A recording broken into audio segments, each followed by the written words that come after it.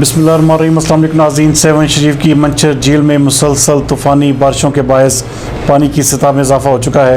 ہمارے نمائندہ خصوصی وقار علی ملا کے مطابق منچھرجھیل کا پانی دریائے سندھ میں داخل ہو چکا ہے۔